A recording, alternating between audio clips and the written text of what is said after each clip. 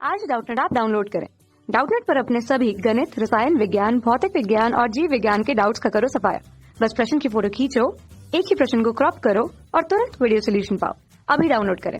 Hello students, प्रश्न है नीचे दिए गई आकृतियां ए से डी का निरीक्षण कीजिए और सही विकल्प का चयन कीजिए जिसमें चारों संरचनाओं ए, बी, सी और डी की सही प्रकार से पहचान की गई है। तो हमें यहाँ पे ए इसमें दिया गया है, बी यहाँ इंगित किया गया है, सी यहाँ और डी यहाँ पे इंगित किया गया है और नीचे यहाँ पे हमें चार विकल्प दिए गए हैं इन संरचनाओं के बारे में। तो सही विकल्प का चयन करना है जो इनको सही तरीके से सुमेलित कर रहा है। सबसे पहले हम यहाँ बात कर लेते हैं इन संरचनाओं के बारे में। ए नंबर का जो चित्र हमें दिया गया है, ए नंबर का चित्र है यहाँ पे जलकुंभी का चित्र है, जलकुंभी का चित्र है और ये जलकुंभी जो है ये एक जलीय पादप होता है। तो सबसे पहले नंबर का जो चित्र संबंधित है वो किससे संबंधित है? वो जलकुंभी से संबंधित है। तो जलकुंभी के चित्र में हमें यहाँ पे ए नामक संरचना जो इंगित की गई है उसके बारे में हम देख लेते हैं। ए यहाँ पे इसका तना है और ये तना जो है इसका रूपांतरित तना हुआ होता है। जलकुंभी में रूपांतरित तना पाया जाता है, रूपांतरित या मॉडिफाइड स्टेम पाया जाता है और रूपांतरण का प्रकार होता है इसमें भूस्तारिका प्रकार का तना पाया जाता है। और भूस्तारिका प्रकार के तने का मतलब ये होता है कि इनमें तना जो है ये क्षैतिज रूप से वृद्धि कर रहा है इस प्रकार से, और ये वृद्धि करके इनकी पर्व संधियां जो है, इनकी पर्व संधियों से ये जड़ें निकलती हैं इस प्रकार से, जैसे जड़ें निकल रही है इनमें, और ऊपर प्रवर्त तंत्र का पत्तियों का निर्माण करता है जिसे देखने में क्या लगता है कि दो अलग अलग पादप है और वो दोनों पादप जो है वो आइडेंटिकल पादप है, यानी कि जुड़वा पादप है, अलैंगिक रूप से विकसित हुए पादप। तो इस प्रकार से ये दो अलग पादप प्रतीत होते हैं। तो ये कंडीशन होती है जलकुंभी में। और ए जो संरचना है ये क्या है? इसका भूस्तारिका तना है, रूपांतरित तना। ये ए हो गया। उसके बाद में बी देख लेते हैं हम।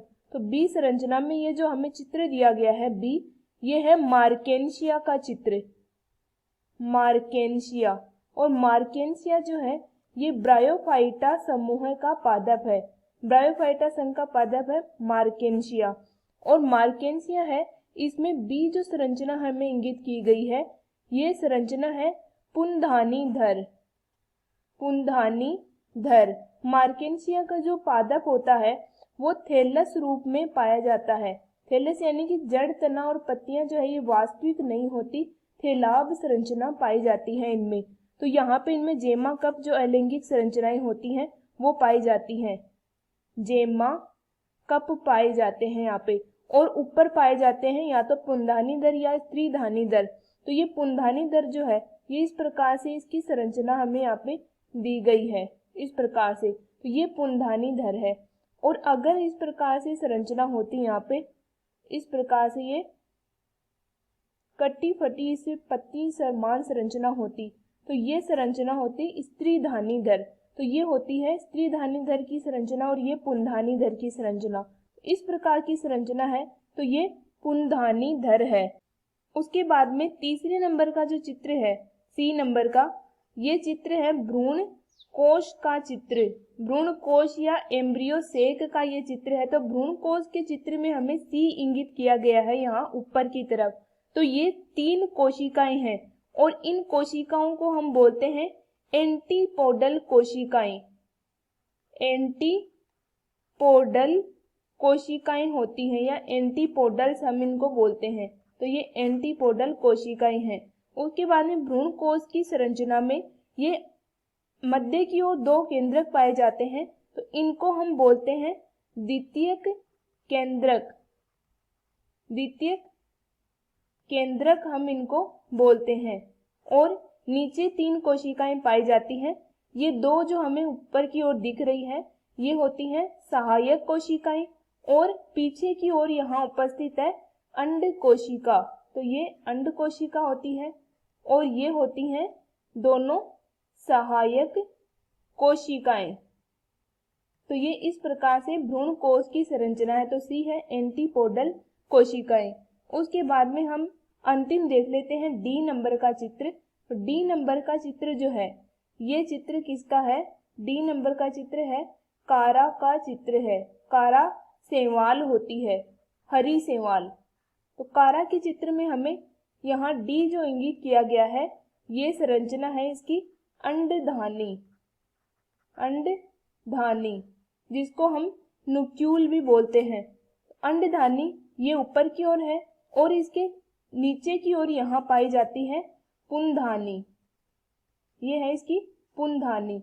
तो इस प्रकार से अंडधानी जो है इसका मादा जननांग होता है। अंडधानी कौन सा जननांग होता है इसका? मादा जननांग होता है। मादा जननांग होता है कारा सेवाल का। तो इस प्रकार से ये चारों संरचनाएं हमने देखी। अब विकल्पों में मिलान कर लेते हैं। पहले नंबर के विकल्प में ए के लिए दिया गया है प्रकंद, तो ये गलत है क्योंकि ए जो है ये भूस्तारी का हमने देखा। प्रकंद भी तने का रूपांतरण ही होता है, लेकिन ए के लिए सही नहीं है। बी में दिया गया है हमें ए के लिए ऊपरी भूस्तारी, तो ये भी गलत है। सी में दिया गया है भूस्तारी का, तो ये यहाँ पे सही है।